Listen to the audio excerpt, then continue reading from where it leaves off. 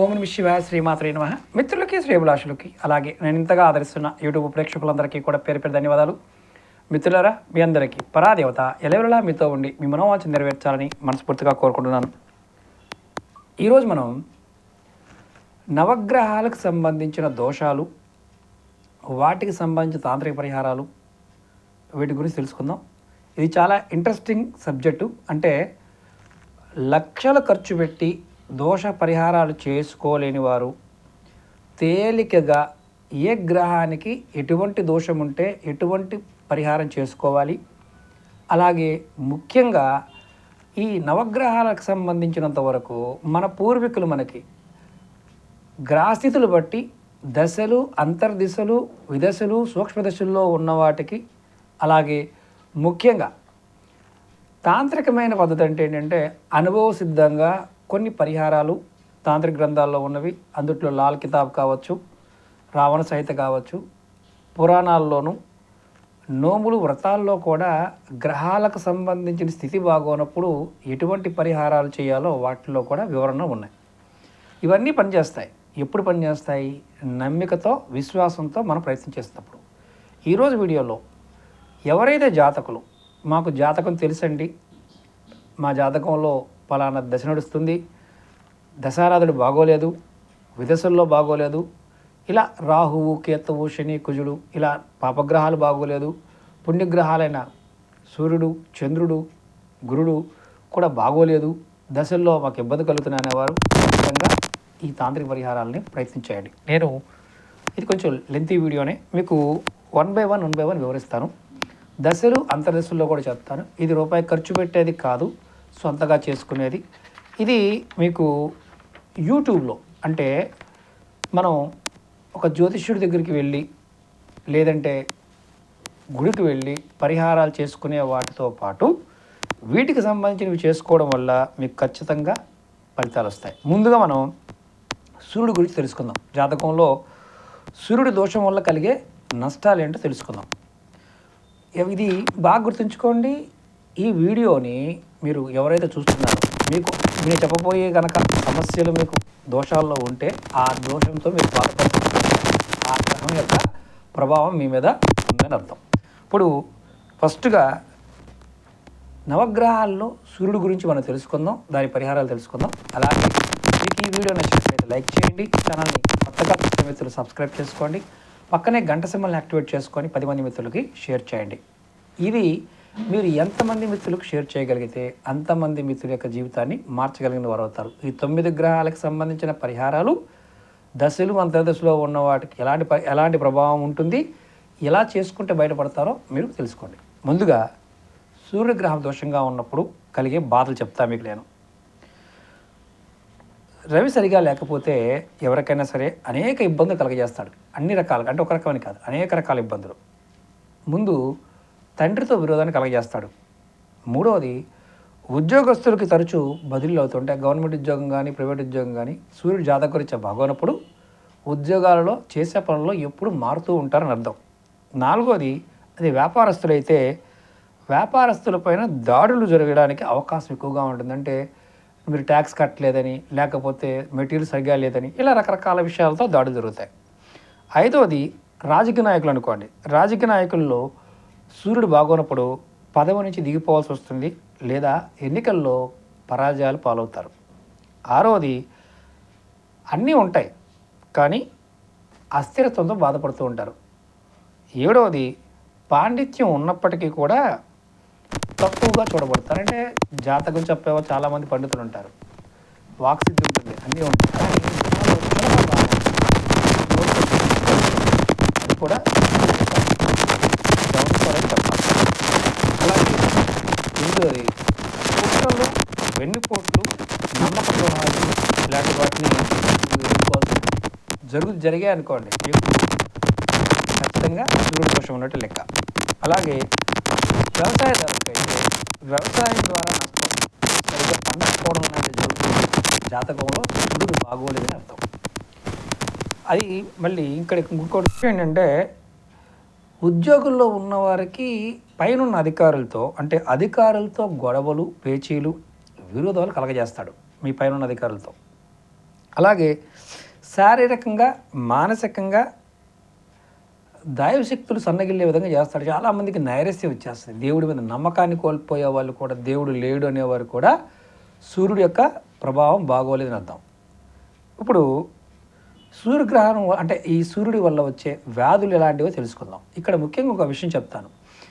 ఒక్కొక్క వీడియోలో ఒక్కొక్క గ్రహం గురించి చెప్తాను, ఎందుకంటే బాగా లెంత్ అయిపోతాయి కాబట్టి చూడడానికి కూడా ఇబ్బందిగా ఉంటుంది. కానీ గుర్తుంచుకోండి, ఈ దోషాలు తెలుసుకున్న తర్వాతే వాటి పరిహారాలు చెప్తాను. అంటే ఏదో సరదాగా చెప్పేస్తే ఇది మీకు ఎటువంటి ప్రయోజనాన్ని కలగచేయదు.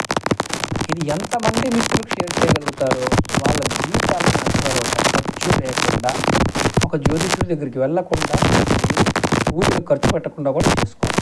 ఇది పెద్ద శాస్త్రంలో. ఇప్పుడు సూర్యగ్రహణం కనుక ఇబ్బంది అంటే మనకి ముందుగా ఉన్నప్పుడు కలిగే వ్యాధులు అంటే చెప్తా మీకు. ఈ సూర్యుడు అనేవాడు ఉష్ణతత్వానికి సంబంధించిన గ్రహంగా చెప్పచ్చు. ముఖ్యంగా జ్వరాలలో టైఫాయిడ్, మలేరియా ఇలాంటి జ్వరాలు రావడానికి రవి జాతకంలో సరిగా లేనప్పుడే జరుగుతాయి. మూడవది, దీర్ఘకాలికంగా జీర్ణకోశ సంబంధ వ్యాధులు రవి కారణంగానే వస్తాయి. అంటే జీర్ణకోశం అంటే అన్నవాహిక సంబంధించి మన పొట్టకు సంబంధించిన కొన్ని ఇబ్బందులు రవి బాగోకపోతేనే వస్తాయి. నాలుగవది, కళ్ళకు సంబంధించిన కళ్ళకలకలు, కళ్ళల్లో పువ్వులు, కంటి కురుపులు, అలాగే కంటిలో కండ పెరగటం, మెల్లకన్ను, కళ్ళల్లో ఎర్రటి జీరలు మొదలగు ఇలాంటివి అన్నీ కూడా రవి బాగోనప్పుడే వస్తాయి. అంటే కళ్ళల్లో మీకు ఎర్రజీరలు బాగా ఉన్నాయంటే మీ జాతకంలో రవి బలహీనుడని అర్థం. మీరు జాతకం పరిశీలించుకోకపోయినా ఇలాంటి లక్షణాలు ఉన్నాయో తెలుసుకుంటే 9 గ్రహాలకి మీకు అర్థమైపోద్ది. కాబట్టి ఇవన్నీ కూడా, ఇలాంటి ఇబ్బందులన్నీ కూడా రవి కారణం వల్లే వస్తాయి. అలాగే ముఖ్యంగా గుండెకి సంబంధించిన వ్యాధులు, అంటే గుండెకి సంబంధించిన వ్యాధులు అంటే వాల్స్ కావచ్చు, గుండె దడ కావచ్చు, వీక్నెస్ కావచ్చు, ఇవన్నీ కూడా రవి బాగోకపోయినప్పుడే వస్తాయి. జాతకరీత్యా రవిగ్రహం బాగోనప్పుడే, అంటే సూర్యుడు బాగోనప్పుడు. అలాగే ముఖ్యంగా రవి శనితో కలిసి ఉంటే బీపీ వస్తుంది. బీపీ ఎలా వస్తుందిరా బాబు అంటే రవి శని ఇద్దరు కలిసి ఉన్న బీపీ అనేది వస్తుందని అర్థం. అలాగే రవి గురుడు కలిసి ఉంటే హై బీపీ వస్తుంది. అంటే సూర్యుడు గురుడు కనుక కలిసి ఉండి నీచంగా ఉండుంటే ఖచ్చితంగా హై బీపీ వస్తుంది. అలాగే కుజుడు బుధుడు కలిసి ఉంటే, అంటే ఈ జాతకంలో కుజుడు బుధుడు రవితో కలిసి స్థితి బాగోలేకపోతే మెదడవాపు, పిచ్చి, ఉన్మాదం, మెదడులో గడ్డలు, అలాగే క్యాన్సరు, పక్షవాతం, మాట పడిపోవడం వంటివి కూడా ఈ రవి అంటే రవి బాగోనప్పుడే వస్తాయి. అంటే కుజుడు బుధుడితో కలిసి ఉన్నప్పుడు ఈ సమస్య వస్తుంది. మీ జాతక చక్రం తెలిసిపోయినా మీకు ఇలాంటి సందర్భాలు ఏర్పడుతున్నాయంటే ఖచ్చితంగా మీరు ఈ సమస్యతో బాధపడుతున్నారని అర్థం. అలాగే రవి బాగోకపోవడం అనేది ఇంకా బాధలు ఏంటో తెలుసుకుందాం. అంటే ఇప్పుడు వ్యాధులు తెలుసుకున్నాం, ఇప్పుడు బాధలు ఎలాంటి బాధలు కలగజేస్తాడు. రవి సరిగా లేకపోతే అనేక ఇబ్బందులు కలగజేస్తాడు. ముఖ్యంగా తండ్రితో విరోధాన్ని కలగజేస్తాడు. అంటే మనం చాలామందికి ఏంటంటే మా తండ్రితో గొడవలు అవుతున్నాయండి, ఆస్తి తగాదాలు అవుతున్నాయి, మా తండ్రి మాకేం పంచడం లేదు అనే పాయింట్ ఆఫ్ వ్యూలో కూడా మనం తెలుసుకోవచ్చు. ఇంతకుముందు ఫస్ట్ కూడా మనం ఈ బాధల గురించి ఫస్టే తెలుసుకున్నాం. అంటే రవి కలిగే బాధలు ఏంటో మనం ముందే తెలుసుకున్నాం. అందులో తండ్రి నుంచి వచ్చే గొడవలు కూడా దానివల్లే వస్తాయని మనం తెలుసుకోవచ్చు. ఇప్పుడు వ్యాధుల గురించి కూడా మనం తెలుసుకున్నాం. అంటే ఏ వ్యాధి వస్తుంది ఏంటని కూడా మనం తెలుసుకున్నాం. ఇప్పుడు దోష నివారణకి ఎటువంటి తాంత్రిక పరిహారాలు చేయాలో ఇప్పుడు తెలుసుకుందాం. మనం ఈ పరిహారాలు చేయటం వల్ల పూర్తిగా నివారణ జరుగుతుందా అంటే జరగచ్చు. భగవత్ నామంతోనే జరుగుతాయి. ఒకవేళ ఆ పూర్తిగా తొలగకపోయినా తీవ్ర పరిణామాలు ఏదైతే ఉంటాయో అవన్నీ కూడా తగ్గిపోతాయి. ఇప్పుడు మనం వైదికం అంటే గుడిలో చేసుకునే పూజలు, తాంత్రిక క్రియలు అంటే హోమాలు, యంత్రాలు అంటే నవగ్రహ యంత్రాలు ధరించడం, మంత్ర జపాలు చేయించుకోవడం, స్తోత్ర అంటే మనకి ఏదైనా ఇంట్లో స్తోత్ర పఠనం చేయించుకోవడం, మనం పఠనం చేయడం, దానాలు ధర్మాలు చేయటం, ఇవన్నీ శాస్త్ర గ్రంథాల్లో ఉన్నవే. ఇప్పుడు మనం ఇందులో ఎలాంటి పరిహారాలు చేస్తే ఫలితాలు కలుగుతాయి చెప్తాను. మనకెందుకంటే ఈ సూర్యగ్రహానికి అధిదేవుడు అగ్నిదేవుడు. మామూలుగా ఇక్కడ మనం సూర్యుడు అగ్ని వేరువేరుగా శాస్త్రం చెప్తుంది కాబట్టి కొంతమంది ఏంటంటే డౌట్ ఉంటుంది. అలాగే ప్రత్యాది దేవత వచ్చేసి రుద్రుడు. వీరిద్దరితో కలిసి రవిగ్రహానికి అంటే వైదికంగా కానీ లేదా తాంత్రిక సంప్రదాయంలో కానీ మీరు జపాలు హోమాలు చేయించుకుంటే నివారణ పొందడానికి అవకాశం ఉంటుంది. ఇది కొంచెం ఖరీదైన విషయం. అలాగే ఇప్పుడు రెండో పాయింట్ చెప్తాను. సూర్యగ్రహానికి అధిష్టాన దేవత మనకి శ్రీమన్నారాయణుడు. శ్రీమన్నారాయణ మంత్రం అష్టాక్షరి మంత్రం ఓం నమో నారాయణాయ ఈ మంత్రాన్ని కానీ, అలాగే భాగవతంలో అంటే 6వ దాంట్లో 6వ స్కందంలో గల నారాయణ కవచాన్ని కానీ, అంటే భాగవతంలో ఉన్నదానే నారాయణ కవచ పుస్తకం దొరికిన చదువుకోవచ్చు. అంటే అష్టాక్షరి మంత్రాన్ని కానీ మామూలుగా నారాయణ కవచాన్ని కానీ అలాగే పురుష సూక్తాన్ని కానీ ప్రతిదినం చదువుకోవడం వల్ల పఠించడం వల్ల మీకు రాహుగ్రహ దోషాలు పీడలు తొలగిపోతాయి. పెద్దవి చేయలేకపోయినా స్తోత్రం ద్వారా కూడా నామం ద్వారా కూడా తొలగిపోతాయని శాస్త్రం చెప్తుంది. ఇది బాగా గుర్తుంచుకోండి, భయపడకండి, ఏమీ జరగదు, అంతా మన మంచిగా జరుగుద్ది. అలాగే ఇప్పుడు మూడవది ఏంటంటే సూర్యగ్రహానికి అంతరిక్ష దేవత మాతాంగి దేవి.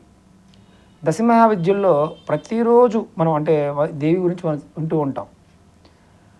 మాతాంగి స్తోత్రాన్ని కానీ హృదయాన్ని కానీ కవచాన్ని కానీ, అమ్మవారి హృదయాన్ని స్తోత్రాన్ని కవచాన్ని ఈ మూడిట్లో ప్రతిరోజు జపించేవారు ఎవరైనా ఉంటే వారికి రవిగ్రహ దోషాలు పీడలు నివారింపబడతాయని శాస్త్రం చెప్తుంది.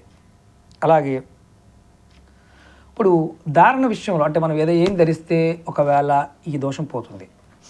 దశమిక రుద్రాక్ష అంటే 10 ముఖాల కలిగిన రుద్రాక్షని విధి విధానంగా పూజించి మీరు ధరించడం వల్ల రవిగ్రహం ద్వారా వచ్చే బాధలు రోగాలు అన్నీ అనర్థాలన్నీ కూడా మీకు కాస్త ఉపశమనం కలుగుతుంది. ఇది గుర్తుంచుకోవాల్సిన విషయం. అలాగే సూర్యగ్రహం మామూలుగా దోషకారకమైనప్పుడు అంటే ఏదైతే మీకు ఇబ్బంది పడుతున్నామో ఒక రాగి బిళ్ళ తీసుకొని గుండ్రంగా దాన్ని అంటే గుండ్రంగా ఉన్న బిళ్ళలు కూడా దొరుకుతాయి.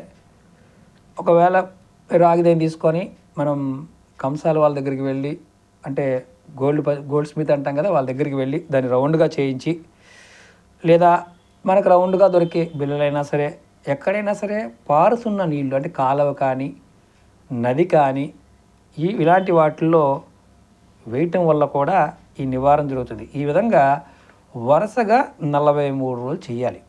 ఇలా చేశారా ఖచ్చితంగా మీకు సూర్యగ్రహ దోషం అనేది తొలగి అద్భుతమైన ఫలితం కలుగుతుంది. అలాగే ఇంకొక మనం ఇందులో ఉపవాసం గురించి కూడా తెలుసుకుందాం. అంటే మొత్తం మీకు A to Z చెప్పేస్తాను. అంటే మీరు జ్యోతిష్యుడి దగ్గరికి వెళ్ళి చేయించుకోలేనివి కూడా మీకు అన్నీ ఈజీగా అర్థమైపోతాయి. ఇప్పుడు ఉపవాస నియమం ఏంటంటే ఎవరైనా సరే ఇది చేయొచ్చు. ఇది శుక్లపక్ష ప్రథమ రవివారం అంటే ఆదివారం నాడు, శుక్లపక్షం మొదటి ఆదివారం నాడు ప్రారంభించి 12 కానీ లేదా 30 రోజులు చేయాలి. అంటే 30 అంటే రోజులు కాదు, ఆదివారం అలా చేయాలి. 30 ఆదివారాలు కానీ లేదా 12 ఆదివారాలు కానీ చేయాలి. ఆదివారం రోజున సూర్యోదయం వేళ అంటే కరెక్ట్గా సూర్యుడు ఉదయించే సమయంలో సూర్యుడికి నమస్కారం చేసే స్నానాది కార్యక్రమాలు ముగించుకున్న తర్వాత చేయాలి. నమస్కారం చేసుకున్న తర్వాత అర్ఘ్యం ఇచ్చి సూర్యాస్త సమయం వరకు ఉపవాసం ఉండాలి. అంటే సూర్యుడు సాయంత్రం వరకు కూడా ఒక పూట ఉపవాసం. అప్పుడు పాలు పళ్ళు తీసుకోవచ్చు, ఇబ్బంది ఏమి లేదు. ఎందుకంటే కలికాలంలో ఖచ్చితంగా తీసుకోవాలి కూడా. రోజంతా మీరు సూర్యగ్రహ మంత్రాన్ని అంటే తాంత్రిక మంత్రాన్ని కనీసం 11 మాలలు అంటే ఒక 108 పూసలు ఉన్న రుద్రాక్షమాల కానీ లేదా మీకు స్ఫటికమాల కానీ మీరు తీసుకోవచ్చు. లేదా తులసి మాలతో కూడా మీరు జపం చేయొచ్చు. ఇది 11 మాలలు జపం చేయాలి. అలాగే సూర్యాస్త సమయం అయిపోయిన తర్వాత గోధుమలతో చేసిన చపాతీల్ని హల్వాని ఉప్పు లేకుండా తినాలి. అంటే చపాతీ చేసిన దాంట్లో ఉప్పు వేయకూడదు, హల్వా చేసినా ఉప్పు వేయకూడదు, అంటే ఉప్పు లేకుండా తినాలి. ఇది ఉపవాస నియమం. మీకు ఇలా ఉపవాసం చేస్తే సూర్యగ్రహ బాధలు తొలగిపోతాయి. ఇప్పుడు మనం స్నానం గురించి తెలుసుకుందాం. అంటే సూర్యగ్రహణం అంటే సూర్యుడు బాగోనప్పుడు ఎటువంటి స్నానం చేయాలి అంటే ఇక్కడ మీరు గుర్తుంచుకోండి, ఏది అవకాశం ఉంటే అది చేయండి. ఒక్కొక్కటి ఉపవాసం, పూజలు, మంత్రము, శ్లోకాలు, ఎందుట్లో ఏదో ఒక్కటి చేసినా ఓపిక ఉంటే అన్ని చేసిన పర్వాలా, ఫలితం ఉంటుంది. ఇప్పుడు స్నానం గురించి తెలుసుకుందాం. ఆదివారం నాడు ఎర్ర మంజిష్ట, ఎర్ర చందనం, కుంకుమ పువ్వు ఇవన్నీ రాగి బిందుడి నీళ్ళు అంటే ఒక 15 లీటర్లు కాపర్ బిందులో నీళ్లు తీసుకొని కలిపి సూర్య స్తోత్రం అంటే సూర్యుడి యొక్క స్తోత్రాన్ని జపించి మంత్ర జపం అంటే మామూలుగా నాకు స్తోత్రం చదువుకోవడం రాదనుకుంటే సూర్యుడి యొక్క మంత్రాన్ని జపించి అంటే దాన్ని అభిమంత్రించడం కోసం చేసుకోవాలి. మీరు కరెక్ట్గా సూర్యోదయం అవుతున్న సమయంలో గుండ్రంగా రౌండ్గా ముగ్గు వేసి దర్బలు వేసి, మనకి బయట దర్బలు దొరుకుతాయి, ఇవన్నీ కూడా పూజా వస్తువులు అమ్మే షాపులు దొరుకుతాయి. దానిపైన ఎవరైతే గ్రహస్థితి బాగోని వారు ఉన్నారో వారు కూర్చోబెట్టి బ్రాహ్మణుడి యొక్క ఆజ్ఞ పొంది తలస్నానం చేయాలి, అంటే శిరస్నానం అంటాం. ఇలా చేయటం వల్ల రవిగ్రహ సంబంధ దోషాలు, రోగాలు తగ్గుతాయి. ఈ విధంగా ఎన్ని ఆదివారాలు చేయాలి? 6 ఆదివారాలు చేయాలి. ఇప్పుడు రవి దోష నివారణకు ధరించవలసిన మూలిక ఏంటో చెప్తాను. మీరు అర్కమూలం అంటే జిల్లేడు చెట్టు వేరు, అందులో తెల్ల జిల్లేడు చెట్టు వేరు చాలా ఇంపార్టెంట్ మూలిక అని చెప్పాలి. మనం చాలా వీడియోలు చెప్పాం. ఇది పుష్యమి నక్షత్రం, పుష్యమి నక్షత్రం గురువారం కానీ, పుష్యమి నక్షత్రం ఆదివారం నాడు అంటే రవి పుష్యమి నాడు కానీ, గురు పుష్యమి నాడు తెచ్చుకోవచ్చు. అందుట్లో శ్రేష్టం రవి పుష్యమి. ఈ నక్షత్రం రోజున మీరు లేదా కృత్తికా నక్షత్రం ఉన్న రోజు కానీ, అంటే క్యాలెండర్ చూడండి, అది శుక్లపక్షం పూర్వపక్షం ఏదైనా పర్వాలేదు, మీరు కృత్తికా నక్షత్రం ఉన్న రోజున ఈ మూలిక తెచ్చుకోవాలి. దాంతోపాటు సూర్య సూక్తం ఈ మంత్రాన్ని జపించి పూజించి ఎర్రటి దారంతో కట్టి ఎడం చేతి అంటే ఇక్కడ మీరు మణికట్టుకైనా లేకపోతే జబ్బ ఇక్కడైనా సరే చేతికి కట్టుకోవాలి. ఇలా కట్టుకోవడం వల్ల రవిగ్రహ బాధలు తొలుగుతాయి. ఇది ఒక్కసారి కట్టుకుంటే దశ అంతర్దశల్లో ఇబ్బంది పడుతున్నంతసేపు ఉంచుకోవచ్చు, ఇబ్బంది ఏం లేదు. అలాగే ఇంకొక చెట్టు వేరు కూడా చెప్తాను. ఆదివారం నాడు మారేడు చెట్టు వేరు తెచ్చుకొని ఎర్రటి దారంతో రవిగ్రహ జపం అంటే మూలమంత్రం కానీ లేకపోతే స్తోత్రం కానీ పారాయణం చేసి కుడి చేతికి కానీ లేదా మెడలో కానీ ధరించవచ్చు, తాబీజులో పెట్టైనా ధరించవచ్చు. ఇలా ధరించినా సరే మీకు రవి యొక్క బాధలు తగ్గుతాయి. ఇప్పుడు ఇక్కడ నియమం ఉంటుంది, ఏ చెట్టు వేరు తెచ్చుకోవాలన్నా ముందు రోజు సంకల్పం చెప్పాలి. నీ చెట్టు దగ్గరికి వెళ్ళి నేను రేపు సేకరిస్తానని చెప్పి కొద్దిగా నీరు పోసి స్వీటు పానకం స్వీట్ అక్కడ నైవేద్యంగా పెట్టడం, దీపం పెట్టి సంకల్పం చెప్పుకొని ఇంత మొక్క వేరు మాత్రం తెచ్చుకోవాలి. చెట్టు అంతా పేకూడదు. ఉత్తర దిశలో ఉన్నది కానీ తూర్పు దిశలో ఉన్న వేర్లు అయితే చాలా శ్రేష్టం. మీకు కాంటి పెట్టుకునే వాళ్ళు చాలామంది కెంపు పెట్టుకుంటారు, కోట్ల రూపాయలు ఖర్చు పెట్టి, దానికన్నా అద్భుతంగా పనిచేస్తుంది. శాస్త్రంలో చెట్టు వేరుని రత్నము అని సంస్కృతంలో అర్థం. మీకు తెలిసిన వాళ్ళు ఎవరైనా సరే కామెంట్ చేయండి, తెలియకపోతే కామ్గా ఉండండి. ఎందుకంటే తెలియని వాళ్ళు చాలామంది వాగుతూ ఉంటారు కాబట్టి చెప్తున్నాను. మనకి రత్నము అనగా చెట్టు వేరు అని శాస్త్రంలో ఉంది, మన పెద్దలు చెప్పింది అదే. ఇప్పుడు ఈ రెండిట్లో ఏదైనా ధరించవచ్చు, ఓపిక కూడా 2 ధరించవచ్చు రవిగ్రహం బాగున్నప్పుడు. అలాగే ఈ 2 మూలికలు విధి విధానంగా తెచ్చుకోండి. నేను చెప్పాను కదా, తెచ్చుకోవడం, తర్వాత నమస్కారం చేసుకోవడం, 2వ రోజు వెళ్ళటం, సేమ్ అదే ప్రాసెస్. నీళ్ళు పోయటం, వేరు తీసుకున్న తర్వాత మళ్ళీ పట్టి పుడ్చడం, సంకల్పం చెప్పుకోవడం, రావటం. ఇప్పుడు దానాలు అంటే ఇప్పుడు మనం ఇంతకుముందు మూలిక చెప్పుకున్నాం, ఇప్పుడు ఏ దానాలు చేయాలి అనేది చెప్పుకుందాం. సూర్యుడు క్షత్రియ గ్రహం కాబట్టి క్షత్రియులకు దానాలు చేయడం వల్ల సత్ఫలితాలు కలుగుతాయి. అలాగే కెంపు, బంగారము, రాగి, గోధుమలు, బెల్లము ఇట్లాంటి వస్తువుల్ని మీరు ఆదివారం పూట దానం చేయడం వల్ల రవిగ్రహ బాధ తొలుగుతుంది. ఇది క్షత్రియులకు చేస్తే చాలా అద్భుతం అని శాస్త్రం చెప్తుంది. అలాగే ఆదివారం నాడు సూర్యోదయ సమయంలో మీరు రాగి పళ్ళెంలో నిండా గోధుమలు పోసి బెల్లము, అంటే మీరు ఇక్కడ ఒక నియమాన్ని పాటించాలి. 6 సంఖ్య గల కొలతలతో, అంటే 6 భాగాలు చేయటం, పోసి బ్రాహ్మణునికి పాదాలు కడిగి సూర్యస్తోత్రం చేసి దానం ఇవ్వటం వల్ల రవిగ్రహ బాధ తొలగిపోతుంది. అంటే అవి చేయలేని వారు ఇదైనా చేయొచ్చు, ఇది ఎవరైనా చేయొచ్చు అని అర్థం. ఇప్పుడు ఇక్కడ మనం 2 విషయాలు గుర్తుంచుకోవాలి. దోష నివారణకి మూలిక గురించి చెప్తున్నాము, స్నానం గురించి చెప్పాము. ఏ ఒక్కటి చేసినా ఫలితం ఉంటుంది, అన్నీ చేస్తే అద్భుతంగానే ఉంటుంది. ఇప్పుడు ఆరాధన గురించి తెలుసుకుందాం. మనకి మాఘశుద్ధ సప్తమి ఆదివారం నాడు విశాఖ నక్షత్రం ఉన్న సమయంలో ఈ జాతకు అంటే అతిథి కశ్యపులకు జన్మించిన సూర్యభగవానుడు కాబట్టి మనకి తెలుగు అంటే మామూలుగా మీకు ఏంటంటే ఎప్పుడు ఈయన జన్మ పాయింట్ ఆఫ్ వ్యూలో కూడా మీకు తెలియాలి. మనం రథసప్తమి అనే పూజ చేస్తూ ఉంటాం, అందరూ కూడా చాలా చాలా నిష్టగా చేస్తారు. ఈ రథసప్తమి నాడు పూజలు చేయడం అనేది స్వామివారికి సంబంధించిందని అర్థం చేసుకోవాలి. అలాగే సూర్యుడిని పూజించాలని చాలామంది అనుకునే వారికి ఏంటంటే రాగి విగ్రహాన్ని ప్రతిష్ఠించి పూజ చేసుకుంటే మంచిది. అలాగే గోధుమలు బెల్లంతో వండిన పాయసం నైవేద్యంగా పెట్టాలి. అలాగే గ్రహపీర్తి అంటే మామూలుగా ఏంటంటే ఇక్కడ స్వామివారికి ఇష్టమైన అంటే గ్రహ అంటున్నాం కాబట్టి ఆయన ప్రీతియార్థం బెల్లంతో కలిపిన అన్నం అంటే బెల్లం పాయసం కూడా సమర్పించడం చాలా మంచిది. అలాగే ఎవరైనా సరే ఇక్కడ గుర్తుంచుకోవాల్సింది ఏంటంటే ముఖ్యంగా స్వామివారికి అన్న పాయసం అంటే చాలా ఇష్టమని పురాణాలు చెప్తున్నాయి. జాతకం మన మామూలుగా ఏంటంటే మన మనుషులకు ఎలాగ ఇష్టమో స్వామివారికి కూడా చాలా అద్భుతంగా పాయసంతో ఇష్టపడతారు అని పురాణం చెప్తుంది. గమ్మత్తుగా అనిపిస్తుంది, కాకపోతే నిజం. అన్న పాయసాన్ని నివేదన చేయడం వల్ల చాలా మంచి ఫలితాలు కలుగుతాయి. అలాగే ముఖ్యంగా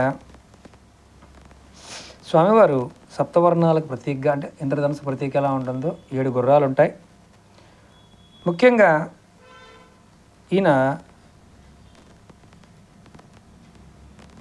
శ్రీరామనవమి రోజు సూర్యగ్రహణానికి మనకంటే మామూలుగా స్వామివారి ప్రీతియార్థం చేయబడే ఒక పండగ అని కూడా చెప్పచ్చు. ఇక్కడ మనం శ్రీరామనవమి రాముల వారికి పండగ చేస్తాం కదా, అది సూర్యభగవానుడికి కూడా చాలా ప్రీతిపదమైనదిగా శాస్త్రం చెప్తుంది.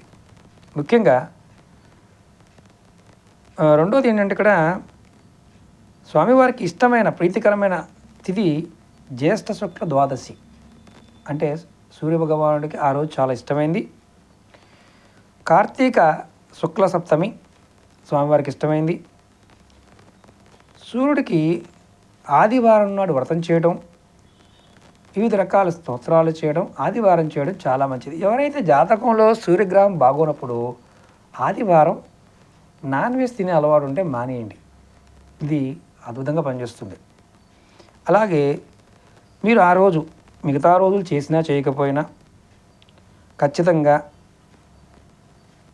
ఆదిత్య హృదయాన్ని లేదా సూర్యాష్టకాన్ని, సూర్యుడి యొక్క అష్టోత్తర శతనామావళిని కానీ, అలాగే విష్ణు సహస్రనామ పారాయణ చేయటం కానీ, పురాణం చదివేవారు ఎవరైనా సరే హరివంశ పురాణం ఇది పారాయణ చేసినా కానీ, దాంతోపాటు గాయత్రి మంత్రాన్ని అంటే ఎవరైతే గాయత్రి మంత్రం తీసుకుంటారో వారు ఖచ్చితంగా గాయత్రి మంత్ర ఉపాసన చేసిన, దీక్ష చేసిన, జపం చేసిన సూర్యుడికి ప్రీతి కలిగి ప్రతిరోజు సూర్యుడికి చేసే నమస్కారం, పూజ ఇలాంటివి ఖచ్చితంగా ఫలితాలు ఉంటాయి. అలాగే త్రిసంధ్యల్లో అంటే ఉదయము, మధ్యాహ్నము, సాయంత్రం కూడా మనం ఈ పూజ ఆయనకి స్తోత్రం కానీ పారాయణం చేయడం వల్ల కూడా మంచి ఫలితాలు వస్తాయి. ఇది కొంచెం బ్రాహ్మణోత్తములు ఎవరైనా జాతకం బాగిన వారు ఇది గుళ్ళో ఉండి కూడా చేసుకోవచ్చు.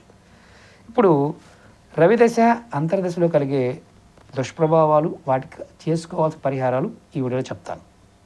ఒకటి, రవిదశ 6 సంవత్సరాలు. రవిదశలో అంటే రవి భుక్తి 3 నెలల 18 రోజులు ఉంటుంది. ఈ సమయంలో అగ్ని ప్రమాదాలు, స్త్రీలకు అబార్షన్స్ అవ్వడం, బంధువులతో విరోధం, ఎడమ చెవికి వ్యాధి రావడం, తలకు దెబ్బ తగలడం, కిడ్నీ వ్యాధి ప్రారంభమయ్యే అవకాశాలు ఈ సమయంలో ఉంటాయి. అంటే బాగోనప్పుడు పరిహారం ఏం చేయాలయ్యా ఇలా ఉంటే? శివుడికి ఆదివారం నాడు అభిషేకం చేసి బిల్వపత్రాలతో అర్చించాలి. ఎంత సింపుల్ చూడండి. ఇలాంటన్నిటికీ ఆదివారం నాడు శివాలయానికి వెళ్ళి చక్కగా అభిషేకం చేసి బిల్వపత్రాలు సమర్పిస్తే అలా వెళ్ళిపోతాయి. ఇది ఖర్చు లేని ఉపాయం, చేసుకోవడానికి ఈజీగా ఉంటుంది, ప్రయత్నం చేయాలి. అలాగే ఇప్పుడు రెండవది, రవిదశలో చంద్రభక్తి 6 నెలలు ఉంటుంది. ఇది మంచి కాలంగానే చెప్పాలి. సంతోషము, ప్రభుత్వ అనుకూలము, ఆగిన వివాహాలు జరగటము, వృత్తిలో లాభాలు, అలాగే వాహనము, గృహము, ధాన్య వృద్ధి ఇలాంటివి కూడా జరుగుతాయి. కుడి కంటికి వచ్చే వ్యాధి తగ్గిపోవడం కూడా జరుగుతుంది. ఇక్కడ చంద్రుడు సూర్యుల్లో ఉన్నప్పుడు, మిత్రగ్రహంగా ఉన్నప్పుడు మంచి ఫలితాలే ఉంటాయి. ఆ దశలో కూడా బాగుంటాయి. ఇప్పుడు ఇక్కడ మనం రెండో విషయం కూడా గమనించాలి. ఈ పరిహారాలతో పాటు ఇంకా మనం ఇప్పుడు దీంట్లో పరిహారం ఏమన్నా ఉంటుందా అంటే ఉంది. దీంట్లో కూడా ఇష్టదైవ పూజలు చేస్తే ఈ శుభ ఫలితాలు ఇంకా అధికమవుతాయి. పరిహారం కూడా అదే. అంటే మీరు ఈ సమయంలో పూజ చేసిన చేయబడిన ఫలితం ఉంటుంది, కానీ మీరు ఇష్టదైవ పూజ చేసినట్లయితే ఇంకా అద్భుతమైన ఫలితాన్ని పొందుతారు. ఇప్పుడు రవిదశలో కుజభుక్తి అంటే 4 నెలలు 6 రోజులు ఉంది. అధికంగా నొప్పి కలిగించే వ్యాధులు, తండ్రి కొడుకుల బంధంలో విభేదాలు, అనవసరమైన అంటే ఇక్కడ కొన్ని మనం ఇబ్బందికరమైన విషయం ఏంటంటే లేనిపోయిన వాటి వల్ల శారీరక బాధలు కలుగుతాయి. శారీరకమైన విషయాల వల్ల చేతిలోనే ఉన్న వస్తువుల్ని దొంగతనం జరగటం, ఇంట్లో వస్తువులు పెట్టి మర్చిపోవడం, దీనివల్ల అనవసరమైన అలసట కలగటం, అంటే మానసిక బాధతో పాటు కోల్పోయే ఉన్న బాధ కలగటం, భూ సంబంధితమైన ఆస్తుల్లో నష్టాలు రావటం కూడా రవిదశలో కుజుడు ఉన్నప్పుడు జరుగుతుంది. అలాగే 4వది రవిదశలో రాహుభుక్తి 10 నెలల 24 రోజులు ఉంటుంది. రాహు శుభ ఫలితాలు లేని కష్టకాలం చెప్పచ్చు. రవితో రాహు ఉన్న, కేతు ఉన్న నష్టం ఎక్కువగా ఉంటుందని మనం తెలుసుకోవాలి. ఇప్పుడు ఈ సమయంలో ఎలా ఉంటుందంటే పూర్వీకులు ఆస్తి కొరకు కారాగార వాసం, అంటే కోర్టు కేసులు ఇలాంటివి అవ్వటం, అంటే సహోదరులు ఉన్న ఎవరైతే అన్నదమ్ములు ఉంటారో వాళ్ళకి విపత్తులు రావడం, అంటే ఏదో యాక్సిడెంట్లు కానీ, ఇబ్బందులు కానీ, ఆర్థిక ఇబ్బందులు కలగడం, పిల్లలకు తల్లిదండ్రుల నుండి దూరంగా వెళ్ళడం, దానివల్ల తల్లిదండ్రులకి శోకం కలగడం, ఆస్తి వివాదాలు, ఉమ్మడి కుటుంబంలో విడిపోవడం, పుత్రనాశనం, విషవయం లాంటి దుష్ఫలితాలు రాహువు ఉన్నప్పుడు జరుగుతాయి. అంటే రవిదశలో పరిహారం ఏం చేయాలయ్యా? ఆదివారం నాడు రాహుకాలంలో ఎరుపు రంగు పువ్వులు, నిమ్మకాయ, అన్నంతో దుర్గాదేవికి పూజించాలి. మళ్ళీ చెప్తాను, ఇది ఇబ్బంది పడే వాళ్ళు ఎవరైనా సరే ఆదివారం రాహుకాల సమయంలో ఎరుపు రంగు పువ్వులు, నిమ్మకాయ, అన్నంతో దుర్గాదేవిని పూజించాలి. ఇప్పుడు 5వ పాయింట్ తెలుసుకుందాం. అంటే దశలో విదశల గురించి తెలుసుకుంటున్నాం. రవిదశలో గురుభక్తి 9 నెలల్లో 18 రోజులు. ఇది చాలా శుభమైన కాలంగా చెప్పాలి. ఉన్నత విద్య చదువుకోవడానికి ఆస్కారాలు పడతాయి. ఇతర కళల యందు ఆసక్తి, పిల్లల ద్వారా గౌరవము, మీకున్న విరోధులు బలం తగ్గడం, సంపదలో లాభాలు రావడం, తక్కువ ప్రయత్నంలోనే ఎక్కువ ఫలితాలు, ఎక్కువ లాభాలు రావడం, స్నేహితుల వలన సంతోషం కలగడం, ఇవన్నీ జరుగుతాయి. అయితే ఇక్కడ కూడా పరిహారం ఉంది. ఏం చేయాలంటే ఆవుకి ఆకుకూరలు తినిపించాలి. గురువు యొక్క ఆశీర్వాదం పొందడం, తద్వారా ఈ శుభ ఫలితాలు మరింత అద్భుతాన్ని కలగజేస్తాయి. ఇప్పుడు రవిదశలో శనిభక్తి అంటే ఇది కూడా 11 నెలల 12 రోజులు ఉంటుంది. ఈ సమయంలో జాతకుడికి తండ్రికి వైద్య ఖర్చులు, మనోబాధ, మంచి స్నేహితులు శత్రువులు అవ్వటం, అగౌరవం ఏర్పడటం, పదవీ నష్టం, జీవితం మీద విరక్తి కలగటం, ఇది మీకు జరిగింది అంటే రాహు దశలో శని ఉన్నాడని అర్థం. దీనికి పరిహారం ఏంటయ్యా?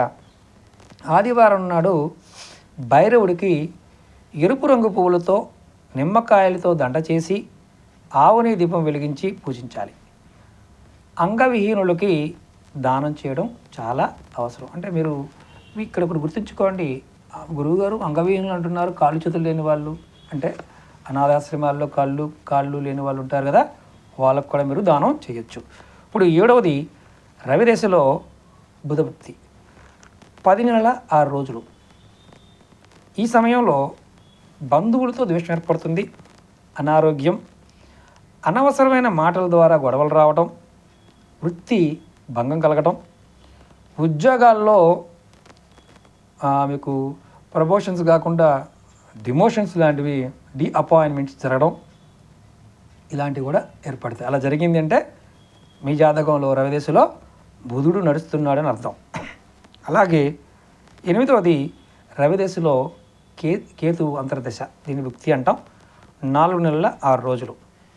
జ్ఞాపక శక్తి తగ్గిపోవడం, దానివలన మనస్తాపం ఏర్పడటం, ఇల్లు మారటం, పని కూడా మారటం, లాభాలు లేని ప్రయాణాలు చేయటం, బంధువులతో కలహాలు, మనోవేదన, అధిక చెడు ఫలితాలు కలగడానికి అవకాశం ఉందని చెప్పాలి. పరిహారం ఏంటయ్యా? ఆదివారం నాడు గణపతికి గడ్డి పరకలతో, అంటే మనం దుర్వా అంటాం, గరక గడ్డి, ఈ పూజించడం వల్ల, తర్వాత సూర్యుడికి సూర్య నమస్కారం చేయడం వల్ల కూడా మీకు సమస్య తొలగిపోతుంది. చూసారా, చాలా తేలిక. పరిహారం చేయండి చాలు, ఫలితం 100% గ్యారంటీ. ఇప్పుడు రవిదశలో శుక్రభక్తి 12 నెలలు ఉంటుంది. ఇక్కడ ఈ సమయంలో వివాహ ప్రయత్నాలు ఫలించకపోవడం కూడా జరగచ్చు కొంతమందికి. అంటే అది శుక్రుడు నీచంగా ఉన్నా అందులో కలిసి రాదు కొంతమందికి. వివాహం కావడం, వీటిల్లో కొంతమందికి ఇబ్బంది ఉంటుంది. అలాంటి వారికి కూడా పెళ్ళి జరగడానికి అవకాశాలు ఏర్పడతాయి. అలాగే కొత్త ఇంటి కట్టుకోవడం, బంగారం లాంటి ఆభరణాలు కొనుక్కోవడం. అయితే ఇక్కడ కొంచెం కంటికి సంబంధించిన ఇబ్బందులు కూడా రావడానికి అవకాశం ఉంటుంది. కొన్ని సందర్భాల్లో ఉన్న వ్యాధులు, శరీరంలో ఉన్న వ్యాధులు కూడా తొలుగుతాయి. శుభ అశుభ ఫలితాలు 2 ఈ సమయంలో కలిసి ఉంటాయి అని చెప్పచ్చు. పరిహారం ఏంటయ్యా? ఆదివారం నాడు మహాలక్ష్మికి ఆవుని దీపం పెట్టి తెలుపు ఎరుపు రంగుల పుష్పాలతో తీపి పదార్థాలు నైవేద్యంగా పెట్టి పూజిస్తే ఈ దోషం తొలగిపోతుంది. చూడండి ఎంత తేలికో. మరి ఇక్కడ రత్నాల గురించి కూడా చెప్పుకుందాం. మొత్తం అన్ని సబ్జెక్ట్ ఇష్యూ మొత్తం రావాలి కాబట్టి అన్నీ చెప్తాను. సూర్యగ్రహ దోషం ఉన్నవాడు ఎవరైనా సరే ధరించాల్సిన రత్నం ఏంటంటే కెంపును ధరించాలి. ఇది కూడా ఈ రత్నాన్ని ఆదివారం రవిహోరలో ధరిస్తే ఎంతో మంచి ఫలితం ఉంటుంది. మీరు గురువుగారు రత్నాలకు బదులుగా వేరు చెప్పారు కదా, వేరు ధరించవచ్చు, తప్పులేదు. వేరు కూడా దీనికన్నా బాగా పనిచేస్తుంది చెప్పచ్చు. ఇది కొంచెం ఖరీదైంది కాబట్టి ఏం ధరించాలో చెప్తున్నాను, అది గుర్తుంచుకోండి. అలాగే ఈ రత్నధారణ వలన ఎటువంటి ఫలితాలు ఉంటాయి? అధికారం, పదవి లభిస్తుంది. ముఖ్యంగా శరీరానికి సంబంధించిన ఇబ్బందులు, అంటే స్వస్థత చేకూరుతుంది. రక్తం శుద్ధి, అంటే రక్తంలో మలినాలున్నా అవి తొలుగుతాయి. కెంపుల్లో కూడా రకరకాల రత్నాలు ఉంటాయి. కెంపుల్లో కూడా కొన్ని అన్నీ ఒకేలా ఉండవు. రత్నం మంచిది, నాణ్యత ధరించడం అనేది చాలా అవసరం. ఇది కూడా మీరు ధరించాల్సిన సమయం కూడా శుభముహూర్తం. అలాగే జ్యోతిష్య పండితుడిని సంప్రదించి రత్నాన్ని శుద్ధి చేసుకొని ఆ రత్నానికి మంత్రోపచారాలతో పూజ చేసిన తర్వాత మాత్రమే ధరించాలి. దీనికి అంటే రత్నం అంటే మామూలుగా దీని ప్లేస్లో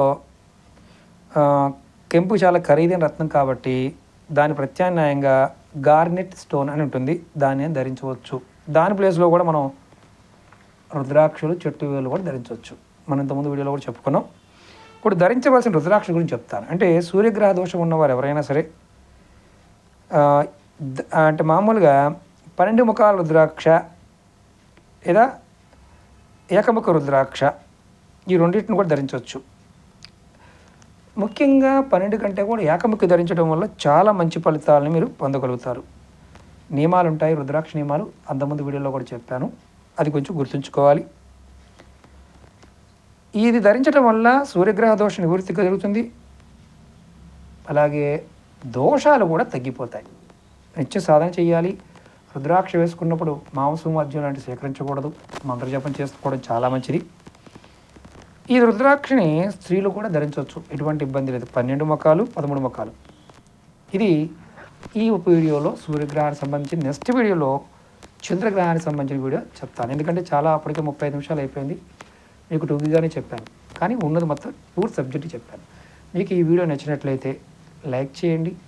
ఛానల్ని కొత్తగా చూసే మిత్రులు సబ్స్క్రైబ్ చేసుకొని పక్కనే గంట సింబల్ ఉంటుంది, దాన్ని యాక్టివేట్ చేయండి.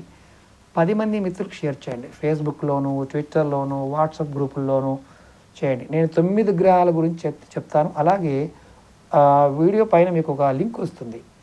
గ్రహ దోషాలన్నిటి తొలగించుకోవడానికి తాంత్రిక ఉపాయం ఒకటి చెప్పాను, అది ముందే చెప్పాను. అది ఆ లింక్ కూడా ఓపెన్ చేస్తే అన్ని గ్రహాల దోషాలు అలా వెళ్ళిపోతాయి. డబ్బు ఖర్చు పెట్టాల్సిన అవసరం ఏమాత్రమూ లేదు. కాబట్టి మీరు మన పెద్దలు చెప్పిన దాన్ని మీకు నేను పూర్తిగా వివరంగా చెప్తాను. అలాగే నా వీడియోల గురించి చాలామంది అంటే లెంతీ వీడియోలు అనేవారు కొంతమంది, సోది ఎక్కువ ఉందని కొంతమంది. ఇష్టమైన వాళ్ళు చూడండి, కష్టమైన వాళ్ళు మానేయండి, ఇబ్బంది ఏమీ లేదు. ఎందుకంటే ఎవరికి కావాలో, ఎవరికి ఆ పరాదేవత నా వాక్ అనుగ్రహం ఉందో వారికి అది లభిస్తుంది.